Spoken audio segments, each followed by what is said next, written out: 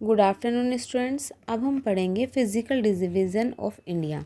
मैंने आपको इंडिया की सभी स्टेट्स के बारे में और यूनियन टेरिटरीज़ के बारे में पढ़ा दिया था और अच्छे से समझा दिया था इंडिया का कौन सा स्टेट कहाँ पड़ता है, उसकी कैपिटल क्या है। अब आपको देखना है कि जो हमारे जो कंट्री है, इसको जब हम स्टडी करते हैं तो स्टडी के बेस पे हम इसको कितने पार्ट्स में डिवाइड करते हैं। तो बच्चों ध्यान से देखो, जब आप इंडिया का मैप ये आपको दिखाई दे रहा है, बिल्कुल साफ दिखाई दे रहा है। सब जगह ज़मीन एक जैसी नहीं है, हर जगह जो है अलग अलग है। इसी के बेस पे हमने इसको डिवाइड किया है। फिज़िकल का मतलब ही होता है कोई चीज़ दिखने में कैसी है। तो हमारे जो रहने की जगह है, चाहे हम यहाँ रह रहे हैं, चाहे यहाँ रह रहे हैं नीचे के हिस्से में, चाहे यहाँ रह रहे हैं, वो कैसा है, इसके बेस पे ही हमने इसको डिवाइड किया है। तो जब हम फिज़िकल डिवीज़न की बात करते हैं तो सबसे पहला जो हमने पार्ट बनाया है इसका, वो है माउंटेन्स। क्या है? माउंटेन्स। जितना भी आपको इस मैप में डार्क ब्राउन दिखाई दे रहा है वो माउंटेन्स हैं। बिल्कुल डार्क ब्राउन हिस्सा क्या कहलाएगा? माउंटेन। जैसे आप इधर देखो, ये जो हिस्सा है ये पूरा मैप में आपको बहुत बार समझा चुकी हूँ। ऊपर का हिस्सा नॉर्थ होता है, नीचे का हिस्सा साउथ होता है। तो जब हम नॉर्थ की तरफ देखते हैं तो ये हिस्सा जहाँ मैंने आपको बताया है कि जम्मू कश्मीर और लद्दाख हैं, वो हिस्सा हमारा पूरा का पूरा पहाड़ी है। उसके नीचे पंजाब का कुछ हिस्सा, हिमाचल का हिस्सा, इधर की तरफ उत्तराखंड आ जाओ, इधर सिक्किम आ जाओ, इधर अरुणाचल प्रदेश आ जाओ। ये सब हिस्से भारत के हैं। जो वाइट हिस्से दिखाई दे रहे हैं ये इंडिया नहीं है, ये वाइट हिस्सा इधर नेपाल है और ये भूटान है, दूसरी कंट्रीज़ हैं। ठीक है, तो आप ज़रा ध्यान से समझते हैं। हिमालय को हमने बोला है कि ये पूरा पूरा जो दिखाई दे रहा है डार्क ब्राउन, ये सारी की सारी हिमालयन रेंज हैं।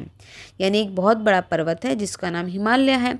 अब वो पर्वत क्या होता है, पहले एक चोटी, दूसरी चोटी, लाइन से सैकड़ों चोटी बनी होती हैं। इस पूरी चोटी की एक माला दूर से देखोगे दिखाई देगी, लाइन लगी हुई है इन चोटियों की। तो इसीलिए लाइन में जब कोई चीज़ हो जाती है उसे रेंज बोलते हैं। इसीलिए हम हिमालयन रेंज बोलते हैं इसको। केवल एक पर्वत नहीं, बहुत सारे पर्वत हैं यहाँ पर। ठीक है, तो ये शुरू कहाँ से होते हैं, हमने इसको डिवाइड कैसे किया है। जब हम नॉर्थ हिस्सा है, नॉर्थ से धीरे धीरे धीरे साउथ की तरफ बढ़ते हैं तो हमने चोटियों की ऊंचाई के आधार पे और इस आधार पे कौन सी ज़्यादा पुरानी है, कौन सी नई बनी है, इसके आधार पे भी हिमालय पर्वत को डिवाइड किया हुआ है 4 पार्ट्स में। सबसे ऊपर वाला ये जो हिस्सा आप देख रहे हैं, ये वाली लाइन ये दिखाई दे रही है, ये कहलाती है ट्रांस हिमालय। क्या कहलाती है? ट्रांस हिमालय। उसके बाद सेकंड नंबर पे जो लाइन आती है, जो ये दिखाई दे रही है और ऐसे करके यहाँ तक है, नीचे की तरफ जो जा रही है ये ऐसे, ये वाली लाइन आपकी कहलाती है ग्रेट हिमालय। ट्रांस हिमालय जो कि सबसे ज़्यादा बर्फ़ से बर्फीला एरिया है। ट्रांस हिमालय में भारत के सबसे ज़्यादा ग्लेशियर पाए जाते हैं। ग्लेशियर का मतलब है पहाड़ों का वो हिस्सा जहाँ बहुत ज़्यादा बर्फ़ जमी हुई है। पूरी की पूरी बर्फ़ की नदी धीरे धीरे धीरे बहती है, नीचे को आती है, उसका पानी पिघलता है और उसी में से नदियाँ बहकर नीचे आती हैं। उसके बाद आ जाता है जो ग्रेट हिमालय, मैंने अभी आपको बताया है, जिसे ग्रेट हिमालय के साथ साथ हिमाद्री हिमालय भी कहते हैं। यहाँ पर पूरे हिमालय की सबसे ऊंची ऊंची चोटियाँ पाई जाती हैं। यानी जो माउंट एवरेस्ट आप सुनते हैं वो इस ग्रेट हिमालय में ही पाया जाता है। उसके बाद ये तीसरे नंबर की जो रेंज है, ये तीसरे नंबर की रेंज कहलाती है मिडल हिमालय, जिसे हिमाचल हिमालय भी बोलते हैं। और सबसे लास्ट वाली रेंज है शिवालिक हिमालय। तो सब बच्चे मेरे साथ साथ बोलेंगे कि हिमालय को हमने 4 पार्ट्स में डिवाइड किया है। सबसे पहला बोलेंगे ट्रांस हिमालय, दूसरा ग्रेट हिमालय जिसको कि हम हिमाद्री हिमालय भी कहते हैं, तीसरा मिडल हिमालय जिसको हिमाचल हिमालय भी कहते हैं, और सबसे लास्ट वाला होता है शिवालिक हिमालय। इसमें शिवालिक हिमालय की ऊंचाई बहुत ज़्यादा नहीं होती, इसमें छोटे कम ऊंचाई वाले पर्वत होते हैं। मिडल हिमालय वही ना तो ज़्यादा ऊंचा है ना ज़्यादा नीचा है। मिडल हिमालय सबसे खूबसूरत हिमालय है, यहाँ पर लोग ज़्यादा बसते हैं और ये पर्यटक स्थल होते हैं, मतलब टूरिस्ट प्लेस होते हैं। यहाँ पर लोग घूमने ज़्यादा जाते हैं क्योंकि यहाँ पे मौसम बहुत अच्छा रहता है। इसके बाद इधर के हिस्से जो दिखाई देता है हमें अरुणाचल प्रदेश में और हमारे नॉर्थ ईस्ट में, ये पूरा का पूरा हिस्सा हमारा पहाड़ी हिस्सा है। तो जब भारत का फिजिकल डिवीज़न हम पढ़ रहे हैं तो सबसे पहले हमने भारत के पहाड़ी हिस्से को पढ़ा है। जो कहाँ का पढ़ा है, एक तो हमने नॉर्थ का पढ़ा है और ये ईस्ट का पढ़ा है। ये हिमालयन रेंज है जो ऐसे घूम के ऐसे घूम गई है और यहाँ तक आ रही है। ठीक है, लेकिन आपको मेन नाम इनके याद रखने हैं। अभी आप 6ठी क्लास में हो तो इनके नाम आप बाद में नेक्स्ट क्लासेस में पढ़ेंगे और याद भी करेंगे। अब चलिए आगे बढ़ते हैं। और भी रेंजेस हैं जिन्हें हमें पढ़ना है। एक रेंज आपकी आती है ये अरावली रेंज। अरावली रेंज आपके राजस्थान से शुरू होती है और दिल्ली तक आती है। अरावली रेंज। कौन सी रेंज? अरावली रेंज। एक बार दोबारा से रिवाइज कर लेते हैं। हिमालय के 4 पार्ट हैं। सबसे ऊपर ट्रांस हिमालय, उसके नीचे ग्रेट हिमालय जिसे हिमाद्री हिमालय कहते हैं, उसके नीचे आ जाएगा मिडल हिमालय जिसे कि आप हिमाचल हिमालय कहते हैं, और सबसे नीचे आ जाएगा शिवालिक हिमालय। इसके साथ हमने नई रेंज याद करी है, अरावली रेंज, जो कि राजस्थान में पड़ती है। मैं आपको इंडिया का मैप अच्छे से पढ़ा चुकी हूँ, तो आपको पता होना चाहिए कि ये हिस्सा राजस्थान का हिस्सा है। इससे थोड़ा नीचे आएंगे तो मध्य प्रदेश का हिस्सा पड़ता है। तो इस मध्य प्रदेश में पाई जाती है विंध्या रेंज। ये दिख रही है ना, ये ब्राउन कलर की डार्क डार्क लाइन, ये पहाड़ियाँ ही हैं। ये पहाड़ी यहाँ से शुरू हो रही है और यहाँ तक जा रही हैं। विंध्या रेंज के जस्ट नीचे आएगा सतपुड़ा रेंज। कौन सी रेंज? सतपुड़ा रेंज, सतपुड़ा पर्वतमाला। ये भी इधर वेस्टर्न घाट जो है पूरा का पूरा, ये भी पहाड़ी है। पहाड़ी देखो जुड़ी जुड़ी यहाँ से जुड़ती हुई है, यहाँ आके थोड़ी कटी कटी हो गई हैं। और ये हिस्सा जो आता है ईस्टर्न घाट, ईस्टर्न घाट का हिस्सा भी पहाड़ियाँ हैं, बस ये पहाड़ियाँ कटी पटी हैं। इधर से नदी आती है, नदी ने इसको काट दी, ये पहाड़ी यहाँ तक गई, फिर कट गई, मैदानी भाग बन गया, फिर पहाड़ी, फिर मैदानी भाग, फिर पहाड़ी, फिर मैदानी भाग।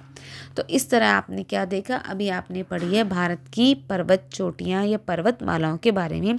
तो भारत का एक हिस्सा हो गया पर्वतों से घिरा हुआ है।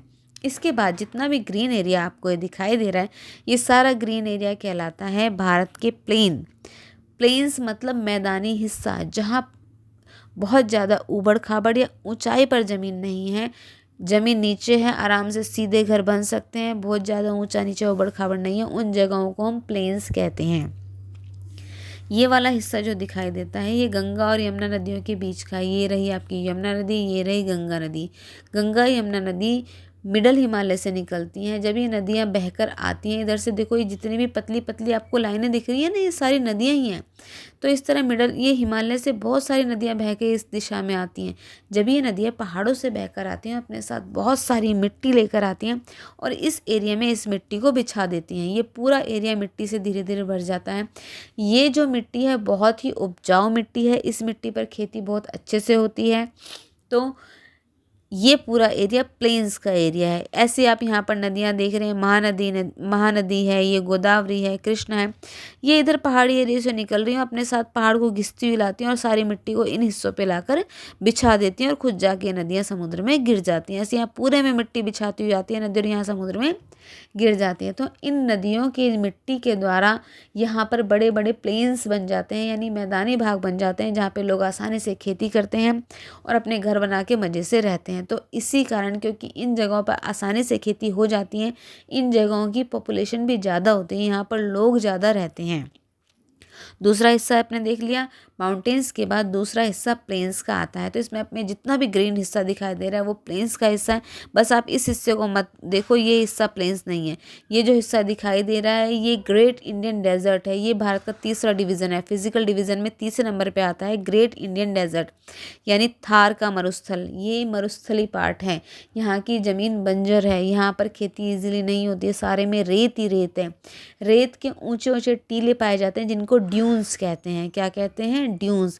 और इस डेजर्ट का नाम है थार डेजर्ट। तो इंडिया में थार डेजर्ट कहाँ सिचुएटेड है? राजस्थान में।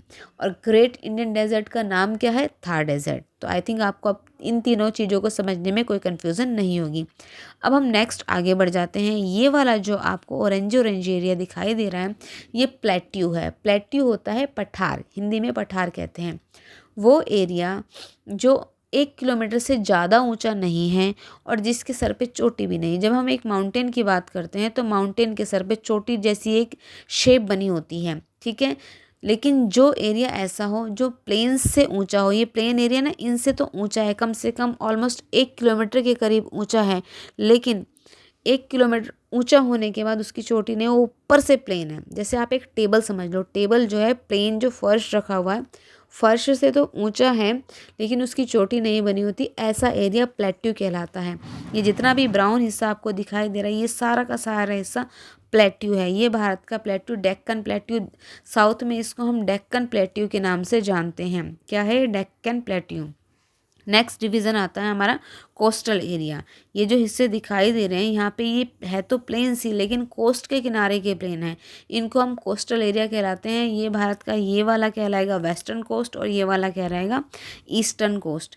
तो इस तरह मैंने आपको भारत के सारे फिजिकल डिवीज़न समझा दिए हैं। ये आपको समझने हैं, याद करने और साथ ही साथ कॉपी पे भी इनको लिखना है। Okay, thank you.